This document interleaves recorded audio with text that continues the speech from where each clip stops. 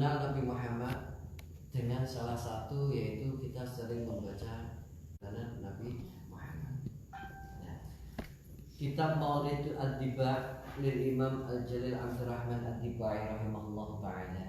Ini adalah kitab ringkasan perjalanan daripada Nabi Muhammad sallallahu alaihi wasallam yang diringkas oleh Syekh Abdurrahman Ad-Dibai. Namanya itu Syekh Abdurrahman.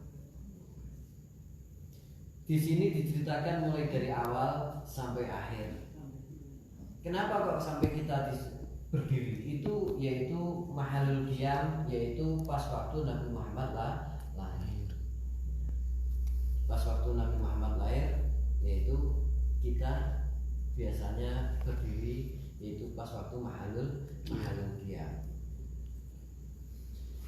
Dan di sini saya sedikit menceritakan Bismillahirrahmanirrahim. Awwalu ma nastaqtifu fi iradi haditsain wa rada nabi kana qadruhu 'azima wa nasabuhu karima wa siratuhu mustaqima.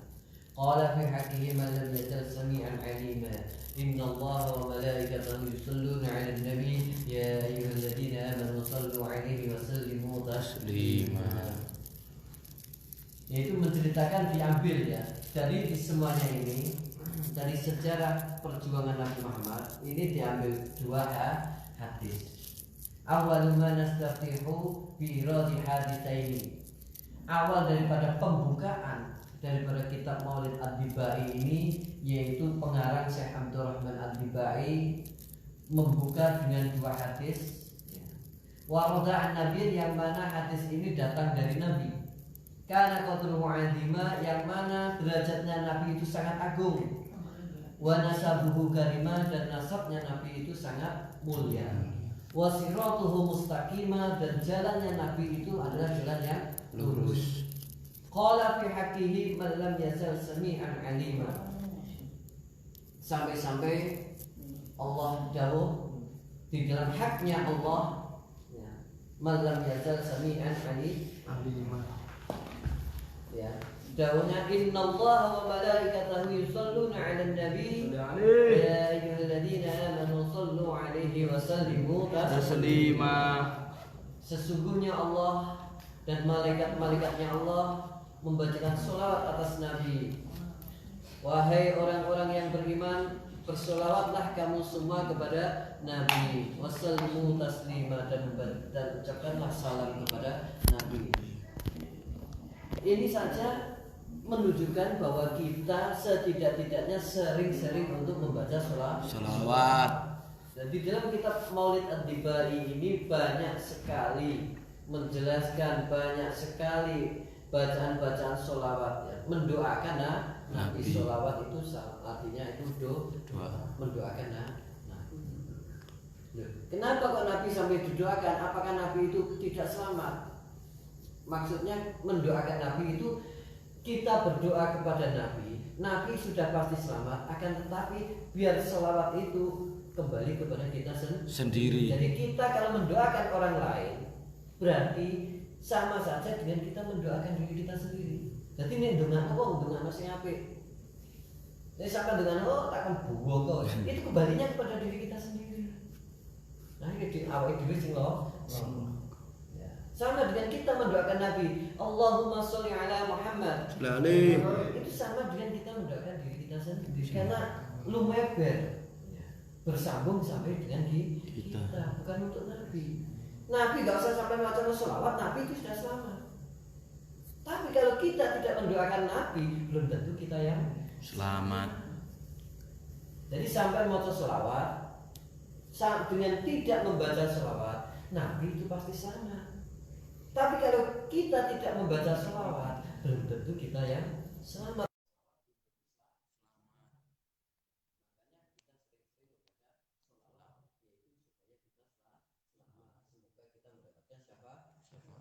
Amin. Hadis yang pertama, al-hadisul awal an bahril ilmi dafiq. Hadis yang pertama diceritakan dari orang yang mana ilmunya itu seperti lautan. Jadi sangat luas sekali. Walisanul Qur'anil nafiq, lisannya itu ucapannya itu ucapan Al-Quran. Jadi apa yang diucapkan oleh ulama ini itu adalah sesuai dengan Al-Quran. Al-Hadim ulama innas, salah satu daripada ulamanya manusia. Sayyidina Abdullah bin Sayyidina Abbas, namanya adalah Abdullah bin Abbas. Jadi ketika kita mendengar Ibnu Abbas, itu biasanya adalah Abdullah bin Abbas, karena nama Abdullah itu banyak sekali.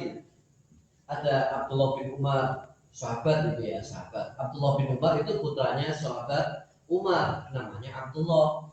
Putranya Abbas pun juga namanya Abdullah. Jadi Abdullah bin Abbas dan Abdullah bin Umar.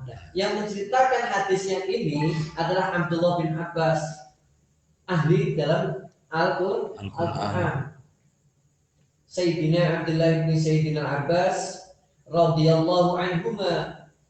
Abdullah bin Abbas itu mendapatkan ciptaan Rasulullah sallallahu alaihi wasallam.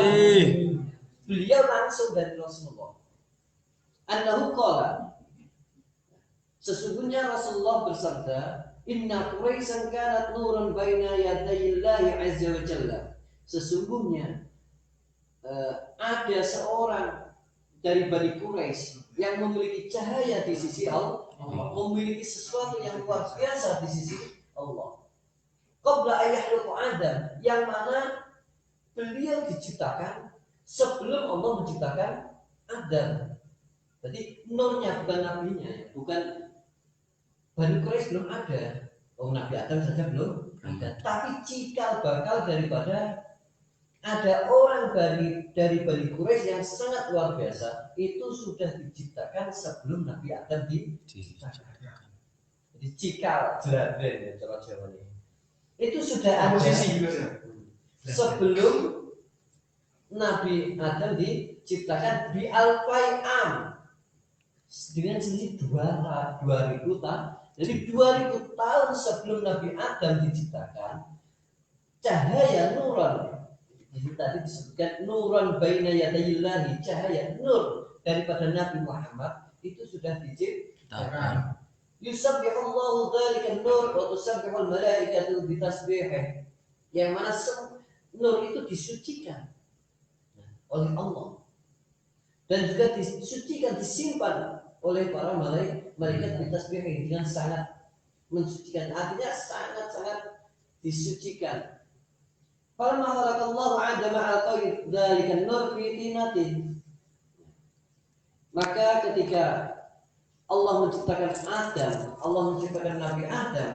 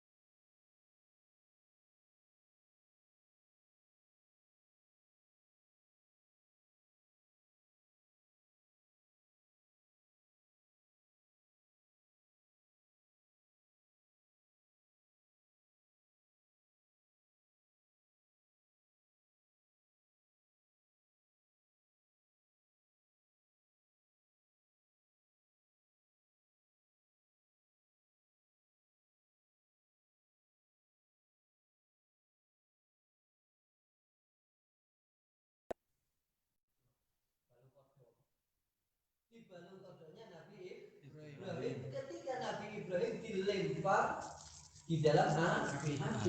Jadi ketika Nabi Ibrahim dilempar di dalam api, itu sudah ada nur Muhammad. Walam yazalillahu azza wa jalla yunakkiluni min al-aslabit tahirah. Dan Allah selalu tidak lepas-lepas untuk selalu memindahkan Nur Muhammad itu dari Nabi Adam sampai kepada orang tuanya, yaitu Abdullah. Abdullah dititipkan kepada Sayyidah Aminah dari punggung-punggung yang suci, artinya dari tempat-tempat yang suci. Jadi mulai Nabi Adam sampai kepada orang tuanya, ketika itu orang-orang yang dititipi itu adalah orang-orang yang suci semuanya. Jadi gini, kan ada perdebatan. Kan kalau dari orang-orang suci, kenapa Nabi Ibrahim orang suci, tapi orang tuanya adalah orang yang membuat berhala? Apakah itu termasuk daripada orang-orang suci? Kita kan nggak tahu. Apakah orang tuanya Nabi Ibrahim Azar itu ketika membuat berhala sesudah Nabi Ibrahim lahir atau belum? Itu menyembah berhalanya itu sebelum Nabi Ibrahim lahir atau belum? Kemungkinan besar karena ada di dalam suatu riwayat ya, ketika Nabi Muhammad belum lahir, ketika Sayyidina Abdullah itu mau menikah dengan Siti Aminah. Itu ketika di tengah perjalanan Abdullah itu dihadang oleh seorang perempuan yang sangat cantik sekali.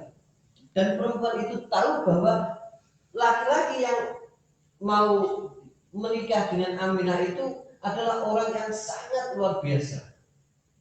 Ketika Abdullah mau melamar dengan Siti Aminah, itu dicegat nenggone tengah jalan sama seorang perempuan yang sangat cantik dan dia adalah anak daripada seorang pendeta. Disuruh untuk menikah dengan perempuan tadi, tapi Abdullah tidak mau. Akhirnya Abdullah meneruskan perjalanannya untuk melamar dengan Sayyidah Aminah. Ketika sudah melamar Sayyidina Aminah, akhirnya dinikahkan langsung.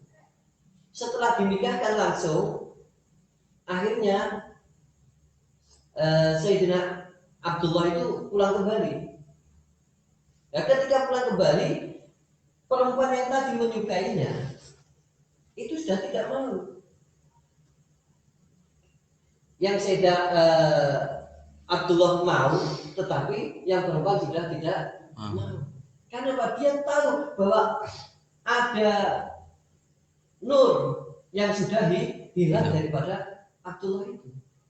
Ya mungkin seperti itu ya. Ya wallahu a'lam, kita tidak tahu ya itu. Tapi kalau di sini kita yakin bahwa Nabi Muhammad itu dilahirkan dan dimulai dari penciptaannya itu adalah dari nur-nur yang suci min aslabil tahirah, dari tiga bekas yang suci ila arhamiz zakiyatil fahirah, sampai kepada arham kelanaan, sampai ke kandungan yang suci, yaitu di dalam kandungannya Sayyidah Aminah. Hatta akhrajani Allahu min baini abawayhuma wa huma lam yaltaqiya an sifahin qa. Sampai Allah mengeluarkan Nabi Muhammad dari kedua orang tuanya yang mana tidak pernah melakukan suatu perzinahan. Jadi mulai dari Nabi Adam sampai daripada Nabi Muhammad wa huma lam yaltaqiya ala sifahin qad, itu tidak pernah melakukan sesuatu yang sangat menjijikkan. Sifah itu ya bisa diartikan menjijikkan atau perzinahan. Jadi tidak ada yang bernasab abal-abal atau awu-awu. Jadi kawi. Ya, wa malam yang saja jadi Nabi Muhammad itu dilahirkan dari orang-orang yang terpilih, mulai dari Nabi Adam sampai kepada Nabi Muhammad. Nasabnya jelas. Ya. Itu hadis yang pertama yang diriwayatkan oleh Abdullah bin Abbas.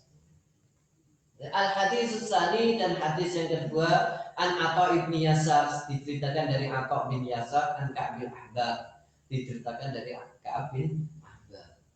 Atha bin Yasar ini ketika Nabi Muhammad lahir, beliau belum Islam. Atha bin Yasar ini masuk Islamnya ketika zaman sahabat Umar. Kenapa? Atha bin Yasar ini adalah pengikut orang Yahudi, pengikut atau anak daripada seorang pendeta Yahudi. Qala 'allamani abi at-taurata illa sifran wahidan. Atha bin Yasar mengatakan, orang tuaku mengajariku Taurat kecuali satu Satu lembar. Jadi orang tuanya Atta bin Yasar mengajari kepada Atta bin Yasar kitab Taurat. Akan tetapi satu lembar yang tidak diajarkan. Karena yahtimuhu wa yudakhiluhu sunduq, yang mana satu lembar itu disimpan dan dimasukkan di dalam peti. Falamma mata bi fatahtuhu, maka ketika orang tuanya Atta bin Yasar itu meninggal, fatahtuhu, Atta bin Yasar membuka satu lembar kitab Taurat yang disimpan di dalam peti. Faidan cukup dumada al-makdundu fihi, di dalam satu lembar itu tertulis Nabiyyun yahruju akhir zaman, yaitu ada seorang nabi yang keluar besok di akhir zaman. Itu yang tidak diajarkan kepada Atta bin Yasar karena orang tuanya itu. Jadi di dalam kitab Taurat atau di dalam kitab Injil kok tidak mengakui bahwa Nabi Muhammad itu adalah nabi yang terakhir, berarti dia adalah orang yang berbohong, orang yang membohongi.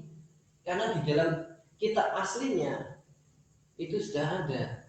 Ini di dalam kitab Taurat, kitabnya orang-orang Yahudi. Yahruju akhir zaman, ada seorang nabi yang keluar di akhir zaman. Mauliduhu bi Makkah, yang mana lahirnya di kota Makkah. Wa hijratuhu, dan hijrahnya bil Madinah, di kota Madinah. Ini di kitab Taurat, tidak di dalam Al-Quran, tidak di dalam kitab kita, tapi di dalam Taurat. Wa sultanuhu bisyam, dan kerajaannya itu di negara Syam. Itu zaman dulu ya, kan sudah jelas. Syria. Ya, Syam Syria itu ISIS. Makanya kenapa kalau ada ISIS? Ya, itu adalah tempat kerajaan daripada Nabi Muhammad. Jadi dulu tempat tempat kekuasaan orang Islam itu di daerah Syam, Syria itu, ya, antara Syria sampai di Irak. Makanya ISIS, ya, orang-orang ISIS itu ingin mengembalikan kejayaan di daerah sana, tapi caranya sih keliru.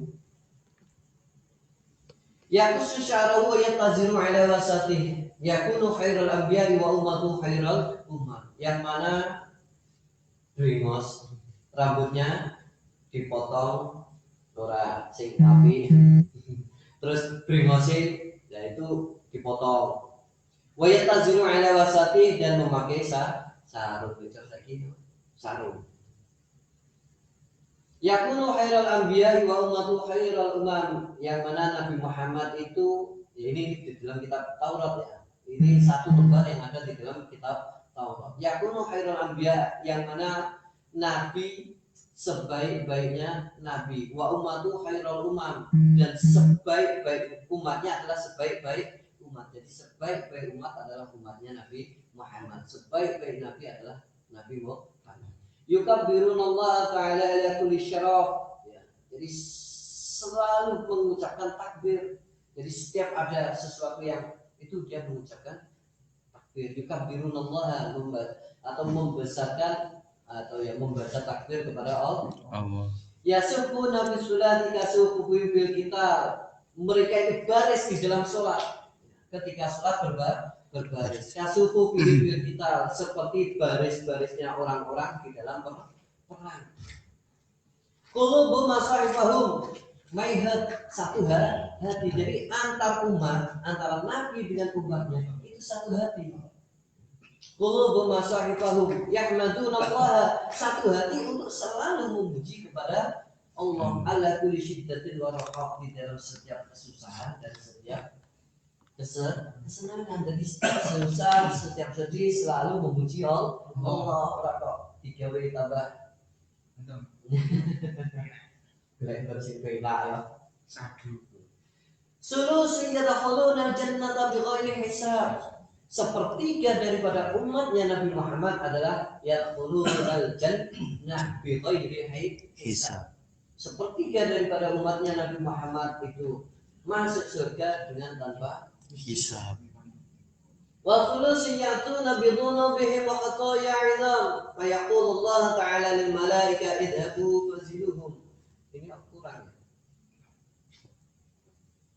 Ini kan cuma sulusun lah sulusun. Kalau sulusun tambah sulusun berarti kan 2/3, masih kurang sepertiga. Ya, berarti ini insya Allah kurang ini. Ini kan sulusunnya kan cuma 2, berarti kan sulusi yang perlu jannata bi ghairi hisab, berarti sepertiga masuk surga tanpa hisab.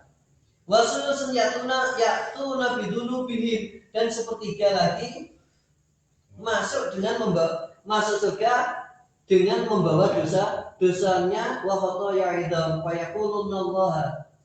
Nah, ini berarti kan baru sepertiga sama sepertiga, berarti sepertiga yang satunya belum ada, yang mungkin perlu direvisi dicarikan mukabalah ya, dibagi, karena ini sepertiga dengan sepertiga berarti kan baru 2/3, padahal umatnya Nabi Muhammad itu dibagi di 3, yang sepertiga itu masuk surga tanpa hisab, yang sepertiga ini masuk surga dengan membawa dosa-dosanya, akan tetapi diampuni dosanya. Terus yang sepertiga ini insya Allah kurang, insya Allah ya, coba bisa dilihat di Maulid Tiba itu, karena ya ini kan cuma 2/3. Terus ini yang sepertiga itu masuk surga, akan tetapi cara kasarane mampir neraka.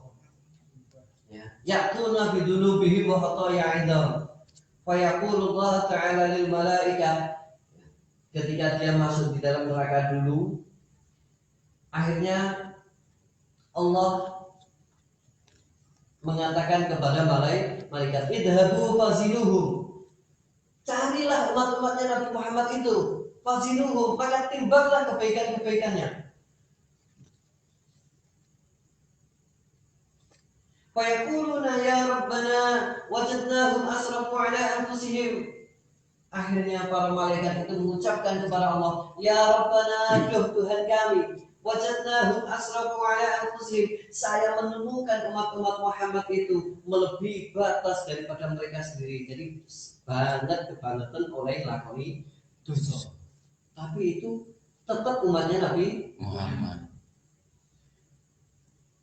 Wa wajadna a'malahum minadh dhunubi ka'amtalil jibal, dan saya menemukan amal-amal mereka itu seperti dosa-dosa sebesar gunung, ka'amtalil jibal, sepodok pirang-pirang gunung. Ya. Gak terima jabal, tapi jibal itu jamak daripada jabal, berarti pirang-pirang gunung. Jadi dosa-dosa mereka itu seperti beberapa gunung sak Jawa tak monake. Ghairu annahum yashhaduna an la ilaha illallah wa anna Muhammadar Rasulullah sallallahu alaihi wasallam. Artinya cuma siji. Ya. Jadi malaikat itu melihat sepertiga umat Muhammad itu orangnya api iblis. Cuma api siji tok. Bahwasanya apinya cuma dia mengucapkan bersaksi bahwa tidak ada Tuhan selain Allah dan Nabi Muhammad adalah utusan Allah. Allahumma sholli wa sallim wa barik alaihi wa yaqul haqqu wa izzati wa jalali la ja'alu man ahla qawli bi syahadati kaman kadzdzaba bi adahiluhum al jannah bi rahmati ya azza jawahiril aqwal wa khulasata iksiri sirril wujud. Akhirnya ini yang ada di dalam kitab Taurat. Akhirnya Allah berfirman, Al-haqqu wa izzati wa jalali, demi kemuliaanku, demi keagunganku, la ja'altu man ahlasoli bisyahadah kaman kadzdzaba bi. Saya tidak akan, Allah tidak akan menjadikan orang-orang yang memurnikan Allah dengan mengucapkan syahadat dengan orang-orang yang berbohong kepada Allah dengan tidak mengucapkan syahadat. Jadi umat Nabi Muhammad yang terakhir, walaupun seburuk-buruknya umat Nabi Muhammad, itu pasti masuk surga walaupun dia masuk neraka dulu. Karena Allah berjanji, la ja'altu man ahlata li bisyahada kaman kadzdzaba bi. Jadi saya tidak akan menjadikan orang yang memurnikan aku, orang yang mentauhidkan aku, menuhankan aku dengan orang-orang yang tidak mau menuhankan aku. Adkhiluhumul jannah, maka masukkanlah mereka itu ke dalam surga dirahmati dengan kasih sayang Allah ya azza jalla wallahu a'lam. Ya, ini saran ya. Ini masih kurang sedikit. Karena insya Allah kurang ya, karena saya biasanya pun juga baca itu tulisannya sama, tapi ini mungkin apa ya, meloncat. Jadi meloncarnya itu sulusiyatuna jannata bi ghairi hisab wa sulusiyatuna bidunubihim wa khatayahum idzan fayuqar lahum. Ada fayuqar lahum, terus sulusiyatuna bidunubihim wa khatayahum walakinnahum, itu insyaallah seperti itu. Ya, kata-katanya hampir sama antara solution yang kedua dengan solution yang ketiga, itu hampir sama. Ngajengi Al-Barjanji niku nggih Gus. Hah? Ngajengi Al-Barjanji. Sadèrèng ini kuwi. Iya. Cuma iki ya. Kitab ijazah Gus. Ringkesan Joko Habib. Oh, nggih, nggih. Memang Bogor. Jadi ini ringkesan ijazah. Gini, saya pun juga saya juga memahami. Ini kan gini, jadi biar kita itu tidak salah paham ya, untuk muqabalah. Jadi seperti izin autor pun juga seperti itu kan, ada yang menjadikan Allahul Kafi, Rabbuna Kafi, Wakosatul Kafi, ada yang Wakosatul Kafi dan seperti itu. Ini untuk bahan perbandingan, tidak untuk kita menyalahkan, tidak kita untuk memberatkan, tidak untuk salah-salahan. Jadi kalau di dalam kitab ini itu bacanya seperti ini.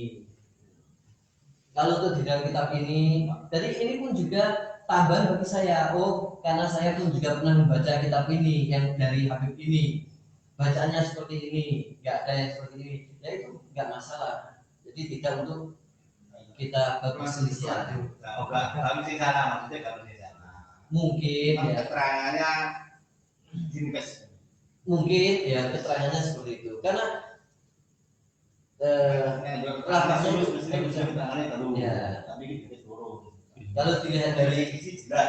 kalau dilihat dari segi bahasanya, namanya solution itu sepertiga. Jadi sepertiga itu pasti dibagi tiga, itu kalau menurut segi bahasa. Tapi kalau untuk segi ijazah itu lain lagi, nggak boleh kita mengumpulkan oh ini kafir, ini keliru, ini sesat. Kita nggak tahu yang asli itu bagaimana. Ijazah yang asli itu kan yang tahu kan dari gurunya. Dia nggak pernah berguru kok langsung menyesat. Oh guruku sesat, dia nggak tahu sendiri jalannya. Ya. Di sana aja siapa anu kan? Ramatin Pak Bogor. Makanya inilah pentingnya kita belajar, ada guru. Ini nggak ada gurunya, ya itu. Jadi kita belajar harus ada gurunya, karena yang menyambungkan, yang meneruskan kita sampai kepada Rasulullah. Kan dulu-duluan sudah pernah saya singgung sedikit, yaitu ketika kita belajar harus lewat guru dari guru sampai kepada Rasul. Walaupun kita cuma mustami, hanya mendengarkan, nggak lewat itu. Karena zaman Rasulullah itu nggak ada nulis, itu nggak ada. Karena zaman Rasulullah itu kan hadis itu nggak boleh ditulis. Yang boleh ditulis hanya Al-Quran. Biar tidak rancau. Enggak ada hadis ditulis, Al-Quran ditulis, akhirnya nanti dicampur. Makanya ketika zaman Rasulullah, yang nulisnya pun juga tidak di buku, di pelepah kurma, di tulang onta, di kulit onta. Tapi kalau hadis nggak boleh ditulis, jadi langsung sekali dengan hafal, sekali dengan hafal. Makanya kita harus sangat-sangat berterima kasih kepada para sahabat.